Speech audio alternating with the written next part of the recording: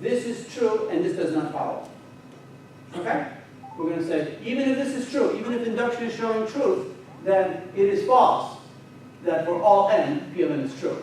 Well, if it's false, then there must be an existential n for which P of n is false. You understand what I'm saying?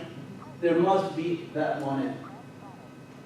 So that's what we're talking about. So we assume for the contradiction that there exists a positive integer where P of n actually is false, which means that induction is invalid.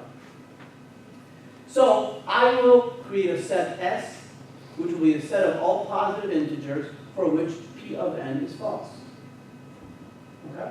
Because basically, if you're telling me that this is true, and therefore this is not true, then there must exist at least one n where this is false. So I'm going to put those values into the set S. All of them. And they're all non-negative integers. Well, 0 or higher, right? Non-negative integers.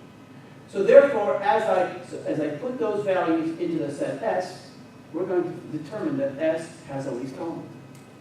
S has a least element.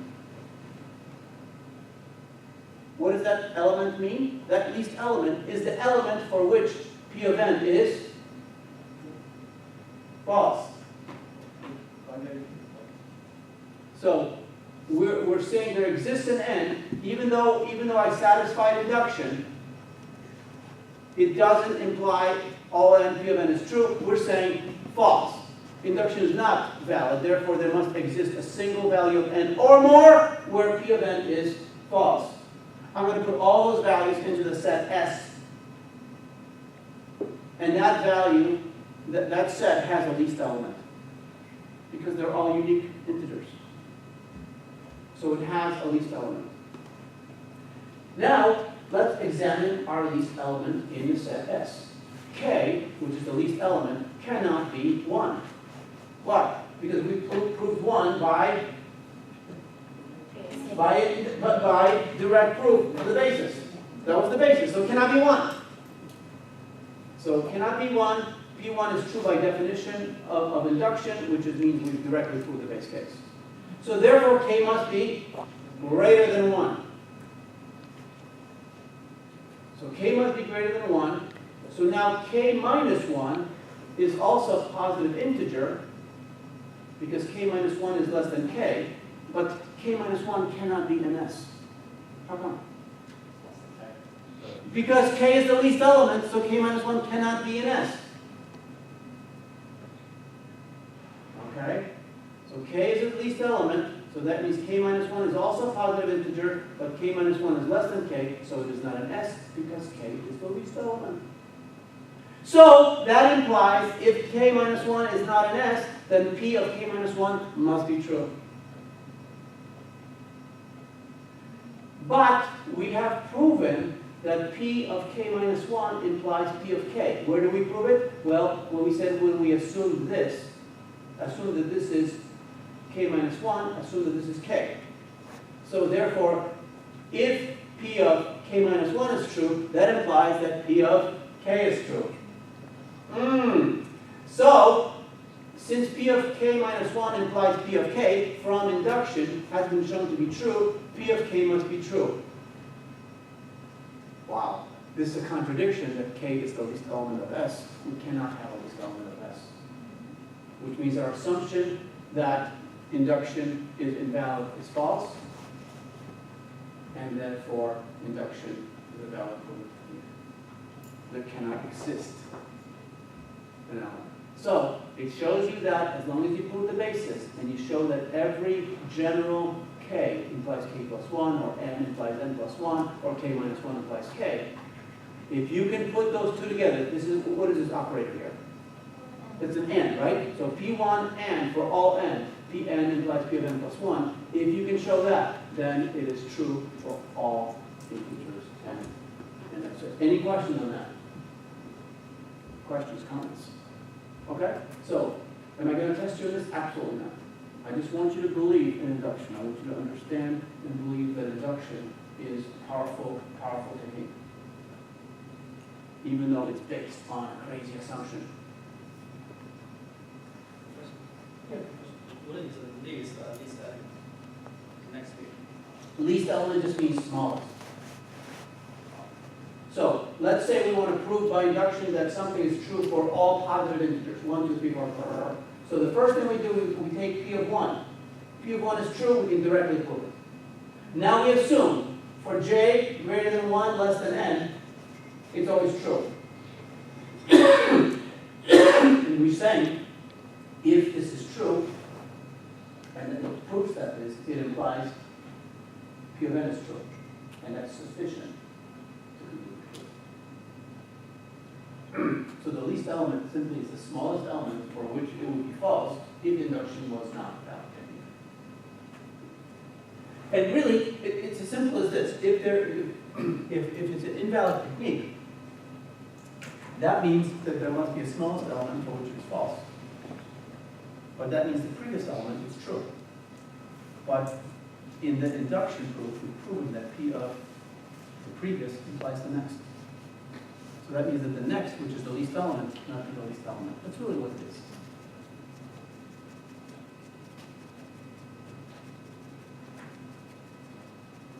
Okay.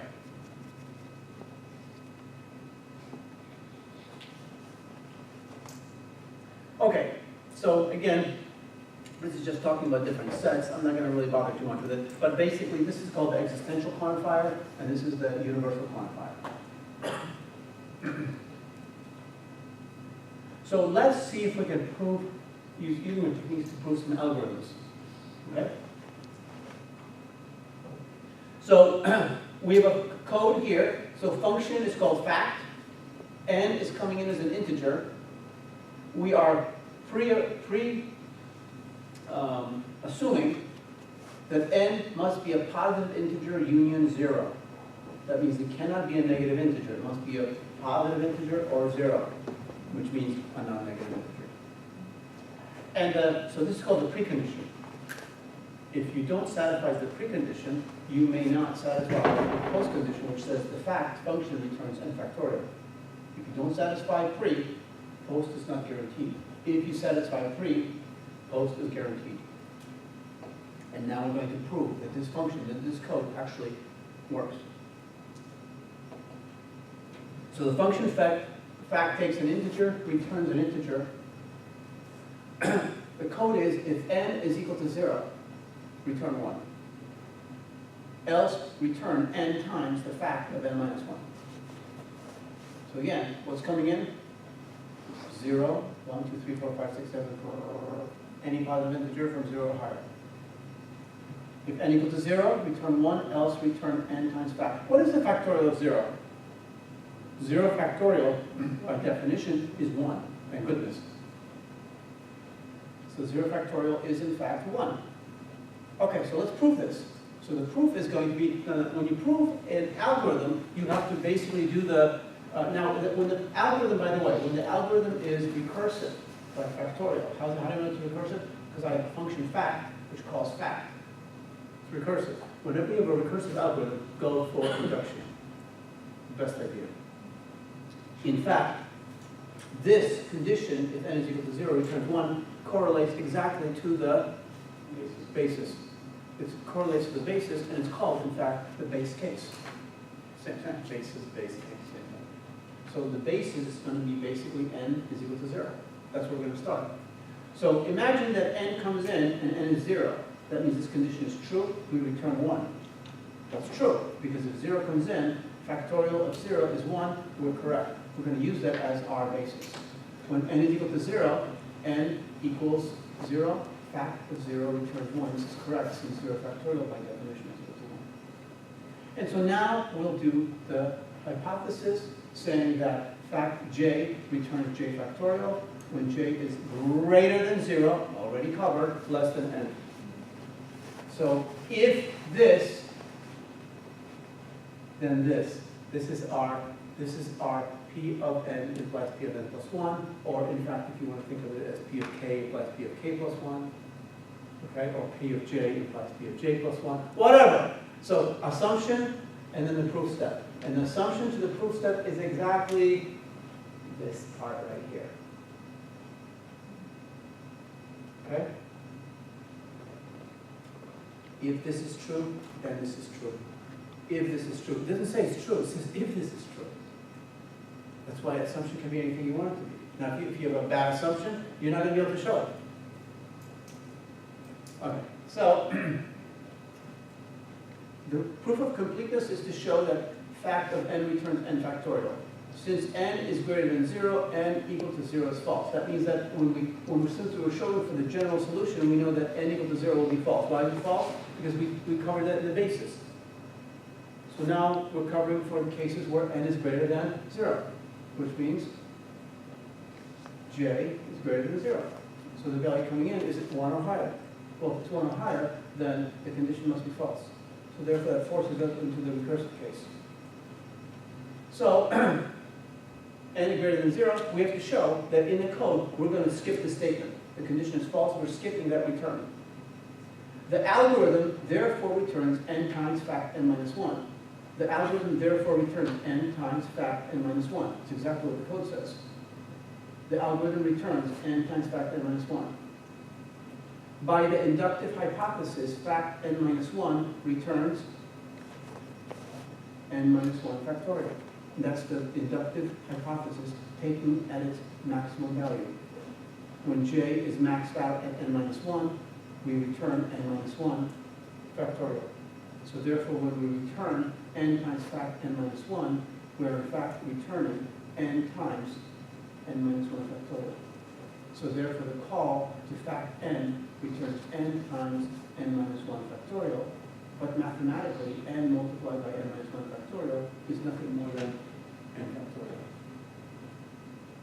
So therefore, the function is correct.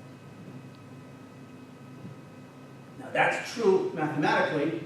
If you try to put a really large number into the function, you might blow your computer up because you're not going to have enough places of precision to store the number. So it is analytically true, but in practice, you could have a problem because, again, we understand what integers are as mathematicians, but computers do not store integers. They store some representation of integers, but that's another story. They store a special notation of integers, where they have a limited number of bits, they have a limited magnitude in the positive, limited magnitude in the negative. So we got to watch out as computer scientists to make sure that we understand those limitations. Because there's mathematics and then there's computing. The set of integers is a pure idea, which is mathematical. But int values in Java or in C or C++, or integer in BASIC or in Fortran, those are not pure numbers. They are representations that have their limitations of representation and precision. Keep that in mind. Okay, so let's do another example of a proof. This is a proof of an algorithm called binary search. So binary search is working like this. Binary search is like this. You have an array of values. And what you've done, you've taken those values and you've ordered them. So the least are in the beginning and they are increasing here. Or at least they're non-decreasing. Non-decreasing means that they cannot go down, but they can only go up or stay the same. So you can have 5, 5, 5, 5, 5, 6, 8, 9, 25, 25, 25, 27. So they are non-decreasing. And so since you have, and let's just think for now, if the numbers are all unique, then they are strictly increasing. Right? Because they cannot stay the same if they're unique. So therefore you have a sequence of increasing numbers. So you're looking for a particular number. So you have, let's say you have, I'm going to say 15 numbers. So if you have 15 numbers, you take 1 plus 15 is 16, and you divide it in half, you get 8. Well, 1 through 7, and then you have 8, and then 9 to 15. Okay? So that leaves you 8 on this side, 7 on this side, 7 on this side, and that middle element. You look at that element and you compare it against what you're looking for. If it's a match, you're all done, you succeeded. But if it's not a match, you then say, wait, is what I'm looking for less than this value? If it's less than this value, then it cannot be here. So I can rule out that portion of the array because they're increasing. So therefore, it must be in this one. So therefore, to search the 15, you look at the 8th element. And if it's less than the 8th element, then all you need to do is look through 1 through 7. So on the next iteration of 1 through 7, you said 1 plus 7 is 8, divided by 2 is 4. 1, 2, 3, 4, 5, 6, 7. 3 below, 3 above, compared to this element. If what you're looking for is a match, you're done, you're good. If it's not, is it what you're looking for less than or more than? If it's more than, then you're looking in position 4, 5, 5, 6, 7. 5, 6, 7. So now, guess what? You're looking through here, so you went from 15 down to 7, now you're down to 3. So 4, 5, 5, 6, 7. 5 plus 7 is 12, divided by 2, 6. So 6 is the middle element. Lower limit plus upper limit divided by 2. Get the middle element, that's 6. If it's a match, you're lucky you got it. If it's not, if it's smaller, it must be element number 5. If it's bigger, it must be element number 7, because 6 is not a match. So therefore, you make a decision based upon that, and you either go to the left or you go to the right. But now you only have one number. 7 plus 7 divided by 2 is 7, and 5 plus 5 divided by 2 is 5. So therefore, if it's a match, you're good, you're lucky, you found it. But if it's not a match, it doesn't exist, isn't that right? That's binary search. Okay, so it's kind of cool, because what's going on is we're going from 15 to 7 to 3. Now if you just add 1 to those, we're going from 16 to 8 to 4 to 2 to 1.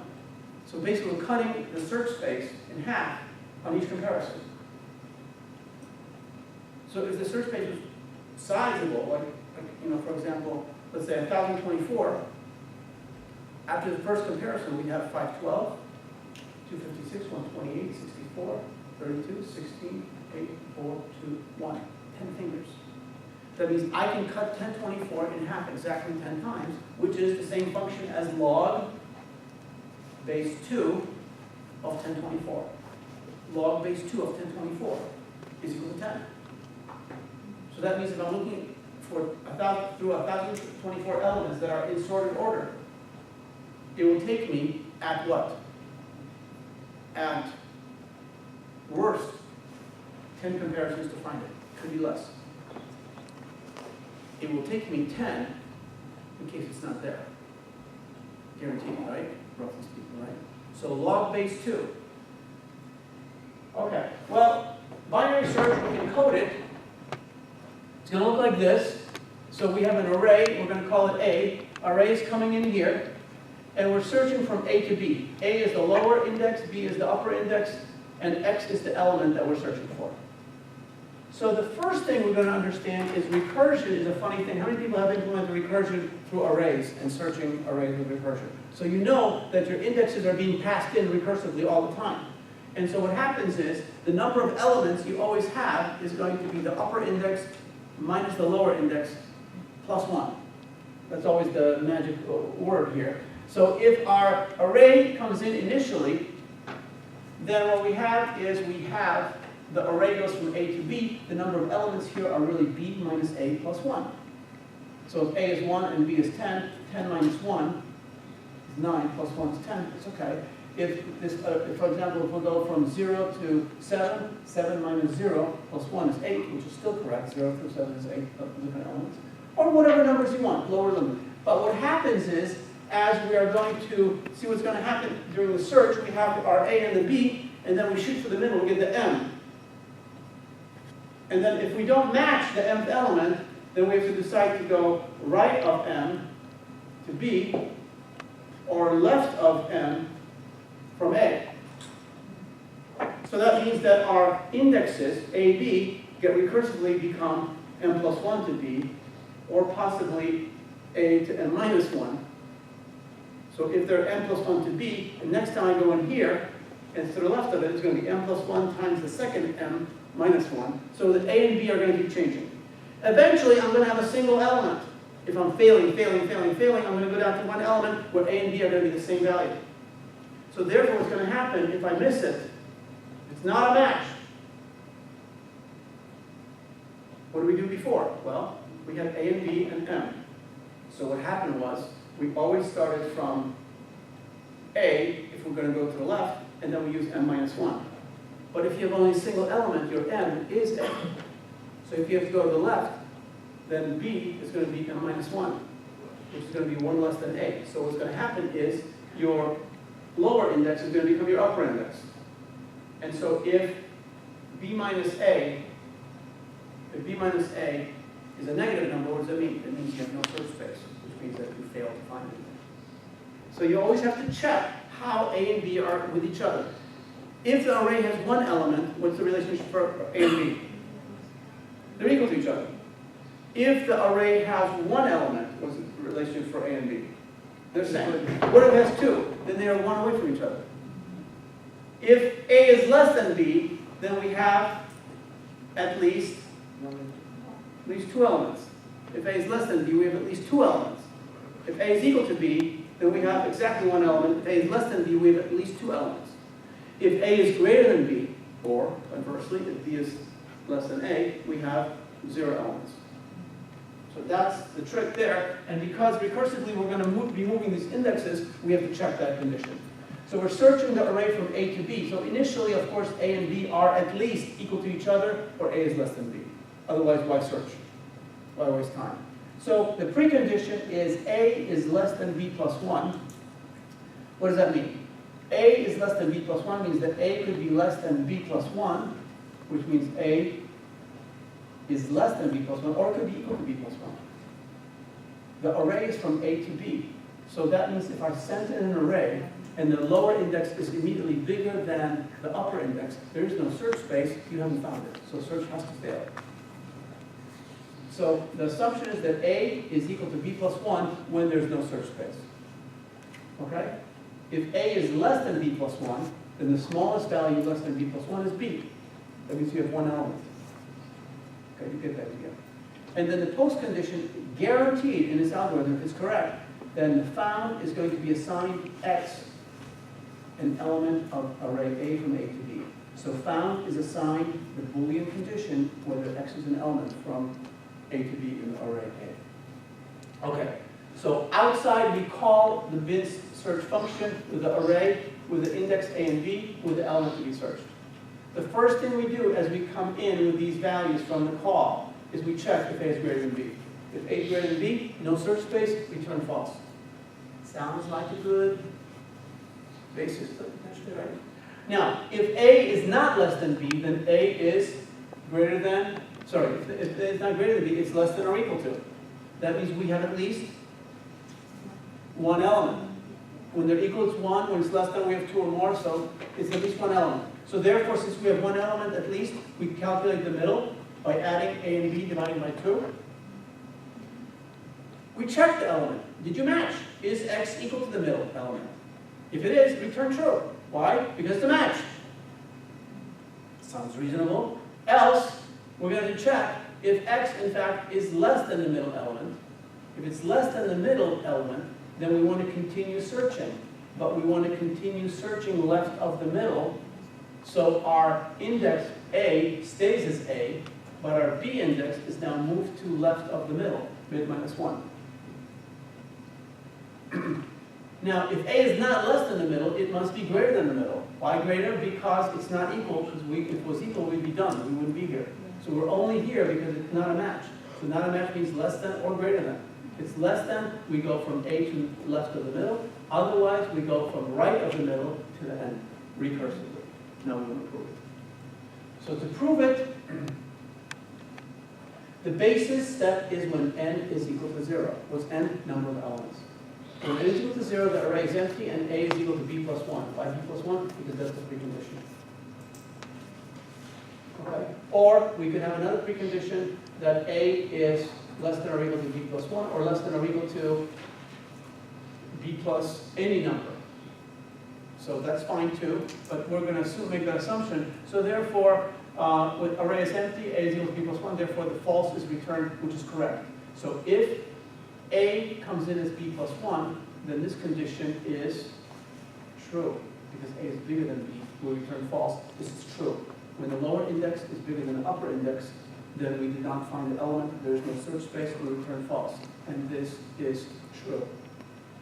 So the inductive hypothesis will be that as j is greater than or equal to 0, and again, at this point we could say greater than 0, okay, less than n, bin search correctly returns the value of the condition x is an element from A prime to B prime. Now, why am I using A prime and B prime? Because A and B are the official indexes of the array, from A to B, low to high, right?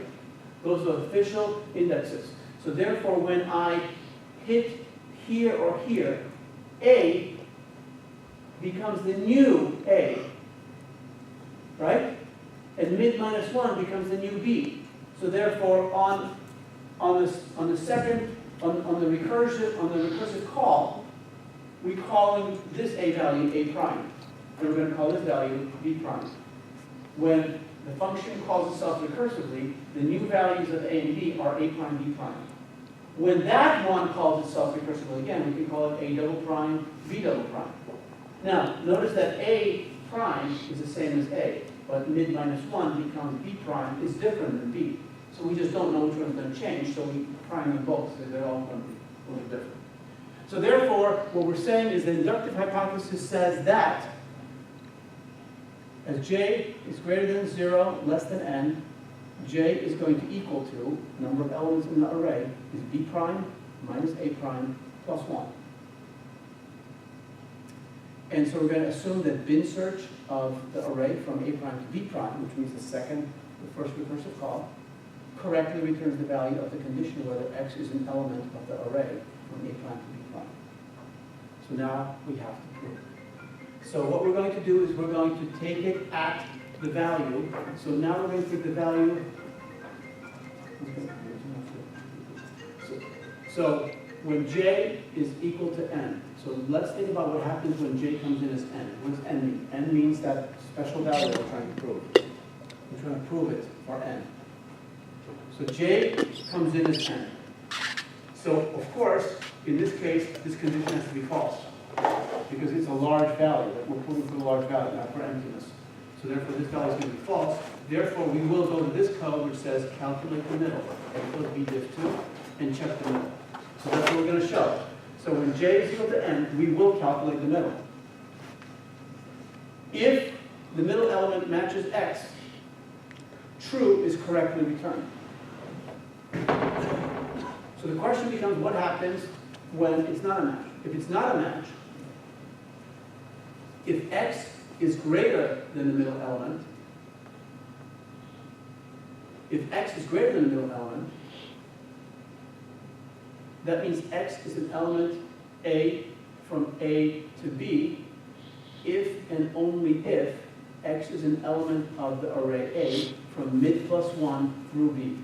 Does that make sense? So the element is in the whole array only if it's right of the middle to the end, because x is greater, because element is too big.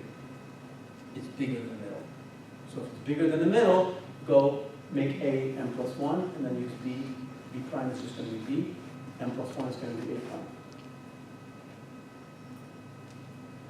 So what we're saying here is that if j is equal to n, we will be computing the middle, we will be testing the middle, and returning true correctly if it's a match. But if it's not a match, if A is bigger than the middle element, we will then say it's in the whole array only if and only if, x is an element of the right-hand side of the array. Okay?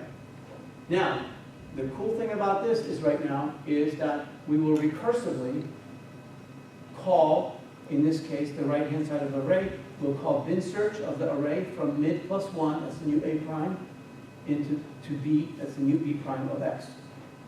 But that will be correctly returned. Why? Because B minus mid plus 1 is less than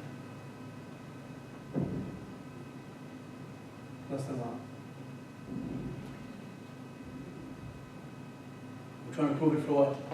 Number of elements equal to? Number of elements equal to? N. So therefore, by eliminating one element, that right-hand side is at least, at most, n minus 1. And n minus 1 is covered by that assumption. And of course, the same thing will be true if x is less than a sub mid, then we'll go from a to mid minus 1. The left-hand side will also be at least 1 smaller than the full size n. Therefore, it will also be covered by the inductive assumption. And that's why the algorithm is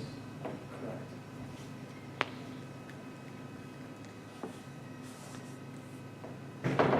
Okay, I'm going to talk about iterative algorithms. Iterative algorithms are algorithms that operate on loops. They don't operate on recursion. And believe it or not, they're actually more difficult to prove correct. So typically what I do is I introduce the concepts, I make you get the important parts of it, but I will never make you do a complete proof of it, but I will show you kind of how it will be done. So the important thing you need to understand from this iterative algorithm, which are non-recursive, loop-based algorithm, is the following vocabulary. Find out what is a loop invariant, prove the loop invariant is true, and show that the loop invariant and so-called break condition implies the post condition. Again, the post condition is simply what the algorithm does if the precondition is satisfied. What is the guarantee the algorithm will do if the precondition is satisfied? That's the post condition. And then finally, we have to show that the algorithm terminates. We don't have to show algorithm terminates when it's recursive, because when it's a base case, it terminates. But when a loop, we have to show that it's not terminate, get out of the loop. Okay, so I'm going to show an extremely simple example. Okay, something very, very obvious, something very, very simple. So we are going to look at this code right here, and I'm going to be very clear about all these things like the break condition and the loop invariant, etc., and the post condition.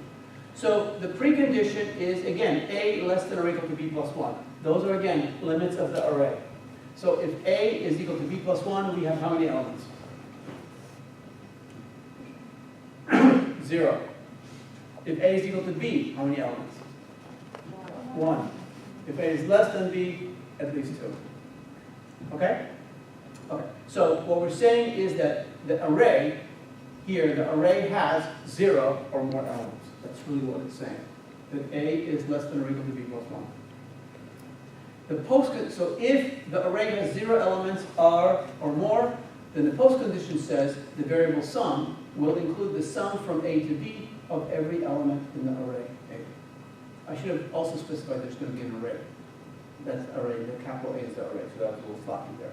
So there's an array, and so what we're going to do is we're going to go through all the elements in the array from A to B, starting index, ending index, we're going to add. Therefore, sum will be that, equal to that. So prove it. Prove that's going to be true. Okay. So loop invariant is a condition which is always true before each loop iteration and after each loop iteration. Loop invariant. Invariant means doesn't change. The loop invariant is true before any iteration and exactly after each iteration. The loop invariant might not be true when loop invariant might not be true inside the loop. But before the loop iteration it's true, then it might not be, but after we finish the iteration it's true.